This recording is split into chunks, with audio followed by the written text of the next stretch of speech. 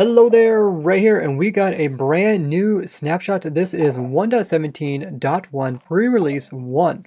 So what this means is that they're going to come out with 1.17.1, but before they do that, they're going to have a couple pre-releases to make sure these changes don't cause any major problems. Now with 1.17 kind of being rushed and a lot of the stuff being pushed to 1.18, I did guess that they would start working on the next 1.17 version about 2 weeks after the full release, and here it is. So in this one they did some game mechanic changes as well as fix a bunch of bugs. So let's take a look at everything that is new with these changes. So the first big one is that now they made the probability of getting copper from a drown almost twice as likely. So in the past, it was a 5% chance of dropping an ingot, and it was additional 1% for every extra level of looting that you had. So with looting 3, it was an 8% chance. But now this has been changed, so now every time they are killed, it's an 11% chance that they will drop it. And if you use looting, it's 2% for every level of looting. So looting 3 would add additional 6%. 6% and 11%. That means you can get up to 17% chance of getting a copper ingot every drown that you kill. So this is actually a big buff to using drown farms to obtain copper ingots. And here's my simple copper farm using a zombie spawner. And before, this thing would average about 40 ingots per hour. But now it'll produce around 85 per hour. Now it's still pretty slow if you need a lot of copper, but this is definitely a nice easy setup farm to get copper while you're AFKing. And because this farm can be either used with the player whacking them by putting in a wall and killing them like using an auto clicker, or even AFKing, either way looting is being applied to get the highest chance of getting copper. I've also been updating my old drown farms for faster ways to get lots of copper. I think this change is actually really good because before it was just so difficult to get large amounts of it, and then they also changed it so that instead of taking just 4 copper to make a block, it was changed to use 9. Which means you need even more just to make blocks. And it seems like there are so many cool blocks to do with copper, but it's so difficult to get it in large amounts. But now using a farm, I would say, is on par with mining up the actual copper ores with Fortune. The next big change that they did is that you can no longer find the super rare axolotl just by a naturally spawned in one. Now the super rare ones are these kind of blue and gold ones. There used to be a 1 in 1,200 chance that one of these guys would spawn into the game. And now they won't spawn in at all. The way you can get them is by actually breeding other axolotls together. And then there's that super rare 1 in 1,200 chance that they will have a baby, which is the rare one. This was to kind of put it on par with the Bedrock Edition. So if I just feed that one some fish, and let's feed this one some fish, they will breed up, and let's see. Ah, we got a little baby. So this one's a pink one. In Bedrock Edition, they don't have the rare ones spawning into the game.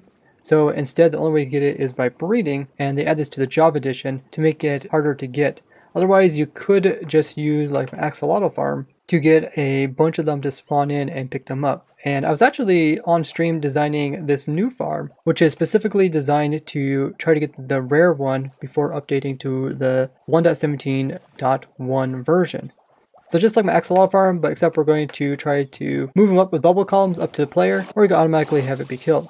Now you could use my axolotl farm in a less automated way, just by building up the simple farm, and then going up to the AFK spot. And then in this farm, we will have glow squid as well as the axolotls. And from up here, they should be able to spawn in. And then if you turn your options for entity distance all the way up, you can stand up here with a telescope or spyglass. You can look all the way down there. And if you turn on hitboxes by doing F3 plus B, when they spawn in, you can actually see them. So you can see these guys floating around, and they're also attacking the glow squid. And they will despawn over time. The glow squid will also despawn. So it's kind of like a glow squid farm, but you can also just wait until you see the right type of axolotl that you're looking for. The super rare one, which is kind of purple and gold. And then you could just hurry jump down there so it doesn't despawn, and then you could scoop them up with a bucket of water. So if you want to easily get to the rare axolotl, make sure to do it before updating to 1.17.1.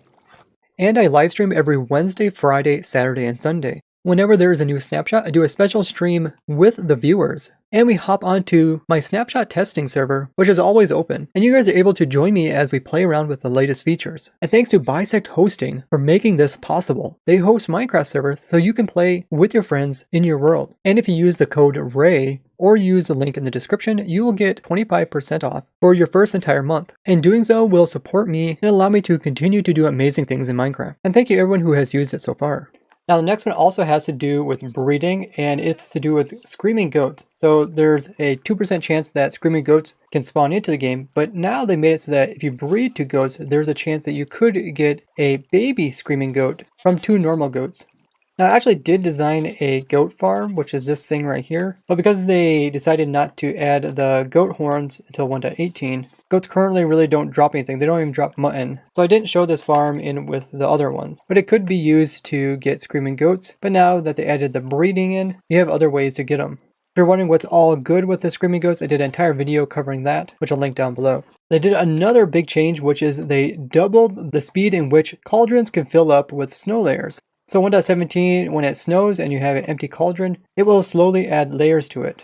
And powder snow is kind of useful, so it was kind of hard to get large amounts of it. But now that the speed is double, it is quite a bit faster. So when I tested this farm before, the ideal time to harvest was about every 1 hour worth of snowfall. But now that they have made it twice as fast, for the ideal harvest, it would be once every 30 minutes of snowfall, which still can take quite a while, especially if you're waiting for it to rain. And with servers that have like 1 sleep, they will end up sleeping, which also resets the weather downfall, so it won't rain for at least 10 minutes.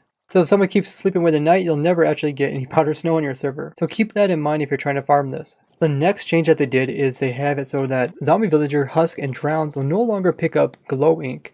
And this is because when you'd have like caves, these glow squids could spawn in them, and they spawn in some really small water sources, and then they oftentimes would kind of float their way out of it and end up on the ground and die, dropping the ink, which would then get picked up by like zombies. And when zombies pick up items, they're unable to despawn. And because of this, there was just a whole bunch of zombies sitting in caves holding items, which was creating lag, especially because they often try to pathfind. And they used to be able to even be their own chunk loaders because they would try to pathfind to villagers, which would keep chunks loaded forever. So it's a good thing that they did this. I am kind of surprised they didn't also add normal squid ink, as I have seen in the past where normal squids will spawn underground and the zombies will pick up their items, and this will cause them not to despawn. Now this does mean that if you have a drown that is holding glow ink, it is considered a type of rare mob.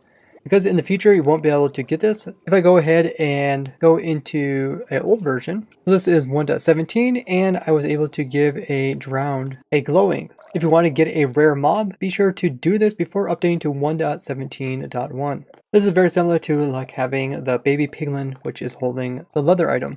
Another thing they changed with goats is now potion effects will apply to them when they are jumping as well as when they are ramming. So let's see if we can see these guys doing some jumping or maybe some ramming. So we'll give them a jump. So if they jump, they're going to jump even higher yet. Whoa, that one jumped way up there. Let's give them some speed and let's watch them hit this armor stand. Wow, they actually hit it extremely fast. That looks so cool. Now besides these new features that were added, they also came in with quite a few bug fixes. Some of them do some pretty big changes for survival. So the first one was that players weren't able to see the sun if they turned the render distance too low.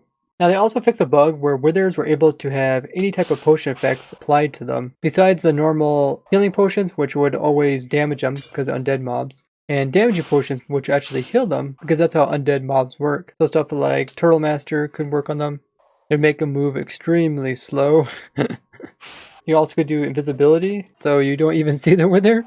That'd make a pretty interesting fight. Poison doesn't seem to work on it. There's also weakness potions, which can make them weaker. And let's try to use the regen potions on them. So it lowers health down. If we give them regen, probably won't even notice it. I definitely think the funniest is the Turtle Master one, because he just can't hardly even move. Let's see if I go in survival. If I punch him. Oh yeah, I can't even punch him. I guess because I'm weak and he's strong. They fixed a bug that if you would have swords with a lot of enchantments, if you put it into anvil and it is named, it could actually roll over and become negative enchantments. This was due to the enchantments being saved as a short, but they're being loaded and functioning as an integer. They also did a couple different changes to do with text and font. So they fixed this bug where you could make Ghost powder snow by pushing it with the piston and dispensing it at the same time. So if we power this, it ends up over there instantly. We pull it back and power it again. It looks like it breaks, and it also looks like it's over there, but it also appears that it's in here.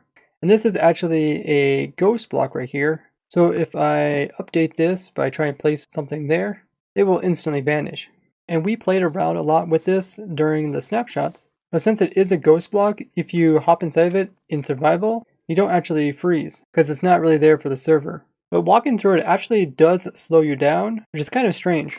So like the weird different ghost block generators that we showed during the snapshots no longer will work.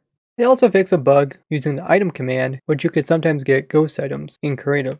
They fixed a bug to do with fossils. They were always spawning way down here at the bedrock level. You can see part of it right here. Previously they stopped them from breaking through the bedrock, but they didn't fix it so that they wouldn't spawn down here all the time when they're supposed to spawn around Y level 40. Now in 1.18 we are going to get the fossils that can spawn down low, and the ones that spawn below Y level 0 actually produce diamonds inside them instead of coal. So now we should see them at their normal level. We got one here at around Y level 50. There's also another one right over here, about same Y level, and there is another one right over here. There was also a problem that sometimes loaded chunks wouldn't render until the player would move their head slightly. The hanging root item was also quite large when you dropped it compared to other items. Now they made it the same size. There was also a problem that logs near lava pools were still being converted into stone in some cases, which they've now changed.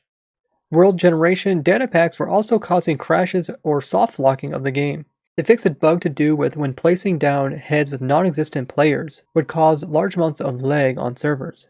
They fixed this bug where if you place down a small drip leaf onto a seagrass, it would replace it but instantly break.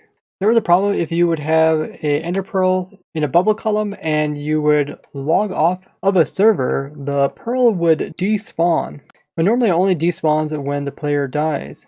So with this fix, ender pearl stasis chambers like this should work once again. This bug was also causing pearls to vanish when the players would leave the end dimension. They also fixed some different crashes and minor things in the snapshot. So it's really looking like that 1.17.1 is going to have some pretty interesting features like with the copper and the axolotls and the powder snow. I'm sure people will update to it once it comes out. It'll be interesting to see how many other pre-releases they have before a new version comes out and what other changes they add into those. Let me know what you guys think about these changes down in the comments, and I'd like to thank you guys for watching, and I will see you guys in the next one. Bye!